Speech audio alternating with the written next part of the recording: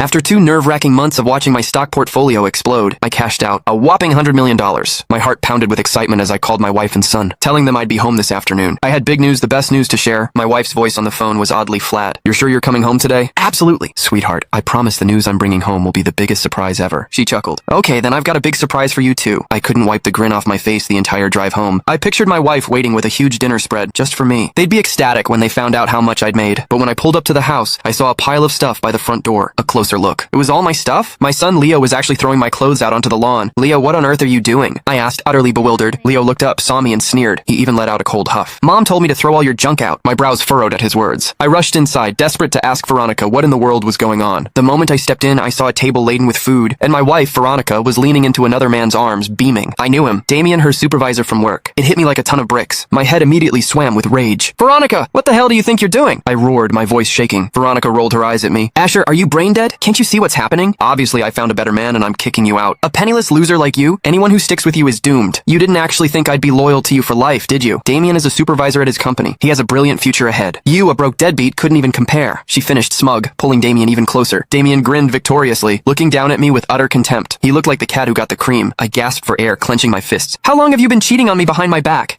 I'll tell you the truth. Damien and I have been together for a year. Now that he's finally divorced, I'm divorcing you to marry him." A suffocating feeling tightened in my chest. I'd worked so hard, all to give my wife and son a better life. I'd volunteered for a tough assignment, surveying terrain in a remote, harsh location. Day and night, I'd dreamed of making enough money to provide that cozy family life I'd always dreamed of. I'd been out there enduring wind and sun, busting my butt, and my wife had been in here, having an affair and turning me into a complete cuckold. "Fine, if you want a divorce, we can divorce, but Leo comes with me." I took a deep breath, forcing the words out. "A woman who betrayed me? I didn't want her anymore." But then my son Leo screamed at me, "No! I don't want to go with you." Leo was 14 this year. I thought he was old enough to understand. "Leo, don't worry. I promise I'll still be a good dad to you after your mom and I split." Leo just gave me a look of disgust. "Seriously? Who'd want to be with you? Mom's marrying a supervisor, he makes hundreds of thousands a year. Look at you, just a pathetic nobody, barely making enough to scrape by. Mom already said she's taking me with her after the divorce. Uncle Damien will be my dad from now on." "You're nothing. Don't ruin my bright future. Right, Dad?" Leo practically fawned over Damien, calling him Dad with a big smile. Veronica chuckled, patting his head. "That's my son. He knows how to play his cards right. A broke deadbeat like him really doesn't deserve to be your father." I stood there, feeling like all the blood in my veins had turned to ice. I thought Leo was just upset about the divorce, but it turned out he actually looked down on me, wanting Damien as his father. It felt like a knife twisting in my chest. "Leo, I have money. I can still give you a good life too." The moment I said that, all three of them burst out laughing. "Asher, how can you even say that with a straight face?" "I have money? I know exactly how penniless you are." Veronica scoffed, a sneer plastered on her face. "Exactly. My new dad already promised to buy me the latest phone. That's probably something you'd struggle to afford, isn't it? But even if you did buy it, I wouldn't recognize you anymore. Mom says you always upgrade when you can, and I'm going with her to live the good life with my new dad." Don't be a roadblock! Damien smirked, looking at me. "Buddy, no offense, but a man needs to be capable. It's only natural for an incapable man to lose his wife